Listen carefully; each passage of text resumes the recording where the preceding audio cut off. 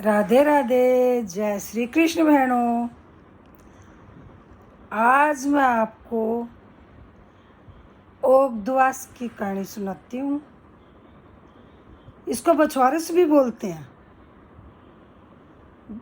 ये भाद्रपद के शुक्ल पक्ष की द्वादशी को आती है। वीडियो शुरू करने से पहले मेरी आपसे विनती है कि आप मेरे चैनल को सब्सक्राइब करें, लाइक करें और ज़्यादा से ज़्यादा शेयर करें, जिससे मेरा वीडियो सबसे पहले आपके पास पहुंचे और मुझे प्रोत्साहन मिले। ओगद्वास जन्माष्टमी के 4 दिन बाद या भाद्र पक्ष के कृष्ण पक्ष के द्वादशी को ओगद्वास मनाई जाती है। सुबह लकड़ी के पट्टे पे भीगी मिट्टी से 7 गाय, 7 बछड़े, एक तालाब, 7 ढक्कन वाले भगोने से बना लेते हैं। पूजा की थाली में चने, मोठ, भिगे हुए खीरा, केला, हल्दी, दूध, बरी घास, चीनी, दही, खुले पैसे और चांदी का सिक्का रख लेते हैं।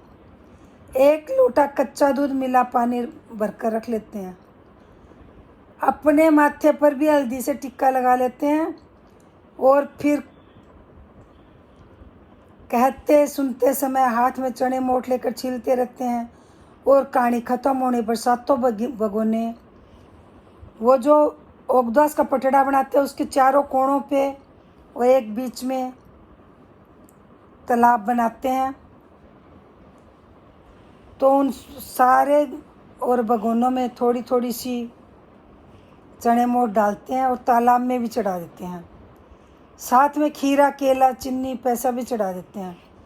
फिर एक परात पटड़े के नीचे रखकर पटड़े पर तालाब में 7 बार लोटे से दूध मिला जल सब जनी बारी बारी से चढ़ाती है। गाय बछड़े को हल्दी से टिक्का भी करती हैं। सास बहू या देवरानी जिठानी मिलकर परात वाला जल, चांदी का सिक्का और वो दूब हाथ में लेकर पटड़े पर चढ़ाती हैं। इसके बाद पटड़े को धूप में रख देती हैं। परात में से जल लेती हैं, पटड़े के तालाब में चढ़ाती हैं। ऐसे 7 बार करती हैं और फिर इसके बाद पटड़े को धूप में रख देती हैं। मिट्टी जमुना जी में डलवा देते हैं। अब तो कोरोना चल रहा है, तो अपने घर के किसी गमले के अंदर मिट्टी डाल देना। फिर सीधे हाथ में छिले हुए चने, मोठ, दूध, दही, चीनी और उल्टे हाथ में 1, सीधे हाथ में 2.5 दाने लेंगे, उल्टे हाथ में 1 और आधा 1.5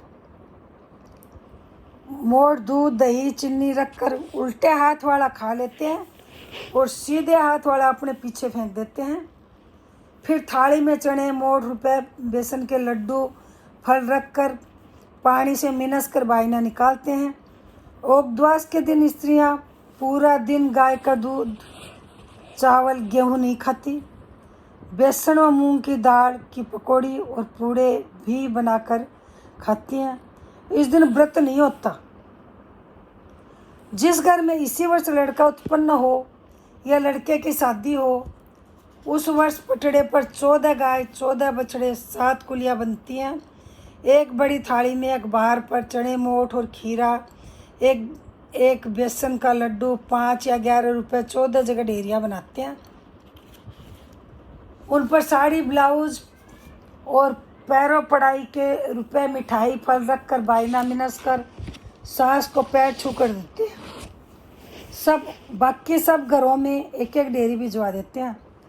उद्यापन वाले वर्ष एक तो प्रतिवर्ष की तरह सामान्य बायना और दूसरा साड़ी ब्लाउज वाला बायना, पैर पढ़ाई वाले रुपए, चने, मोठ, खीरा, लड्डू, उद्यापन वाला बायना भी निकालते हैं, जो अपनी सास को देते हैं।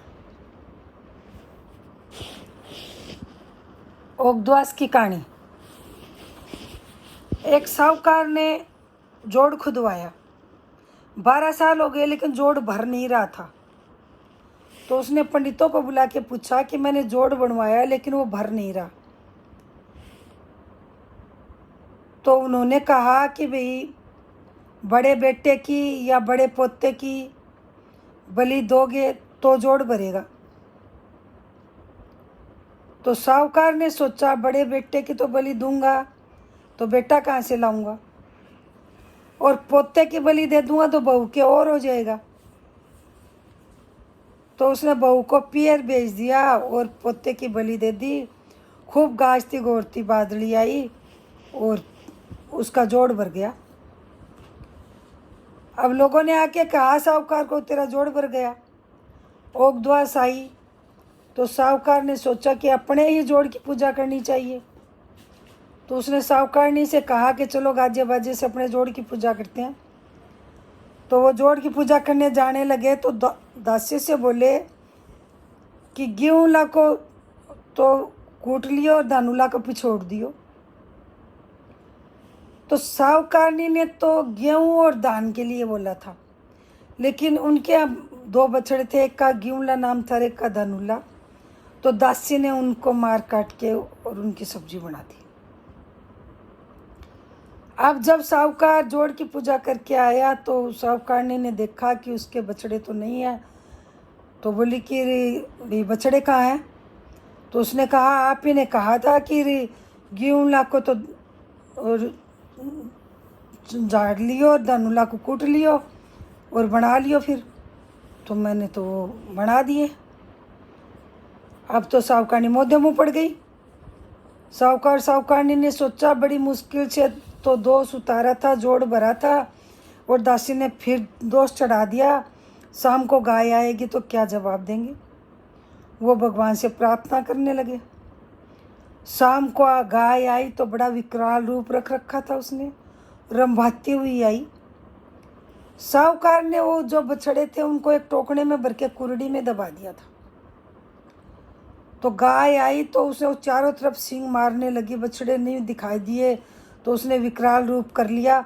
सींग मारती मारती वो कुरड़ी के ऊपर भी चली गई तो उसके सींगों में और वो गिगराने गल के बाहर आ गई। उसमें से बछड़ा निकल के और उसका दूध पीने लगा। जाके अड़ोसी पड़ोसियों ने कहा कि साहूकार तेरा बछड़ा तो जिंदा है और गाय का दूध पी रहा है। देख के साहूकारनी ने और भगवान से प्रार्थना करी और वो जोड़ में फिर पूजा करने के लिए गए। जब जोड़ में उन्होंने पूजा करी और ओगद्वास से प्रार्थना करी कि आपकी दया से बछड़े बच्चे हैं, तो जब पूजा करके बच्चों के जब वो फुंदकने करने लगी तो उसका जो पोता जिसकी बलि दी थी वो भी गार माटे में लिपटा हुआ और निकल के आया। जब वो गाजे बाजे से पूजा करने लगे तो उन्होंने बहू को भी पियर से बुला लिया था। तो बहू से बोली कि भाई बहू बोली माँ जी अपने बेटे के लिए कि वो कहाँ है। बोले वो बाहर खेल रहा है। थोड़ी देर में तो वो गार माटी में लिपटा हुआ निकल के आया। देख के सास बहू की तरफ देखने लगी, बहू सास की तरफ देखने लगी। सास बोली बेटा तेरा बाग है, बहू बोली माँ जी आपका बाग है। वो बोला मेरे भी फुंदकना करो, उसके भी फुंदकना किया। ओगद्वास के आगे हाथ जोड़े प्रार्थना की, हे महाराज हमारी लाज बचाई, ऐसी सबकी बचाई, हमें हमारे बेटे पोते दिए, ऐसे सबको दियो, कहते सुनते हो कारा भरते अपने सारे परिवार को दियो।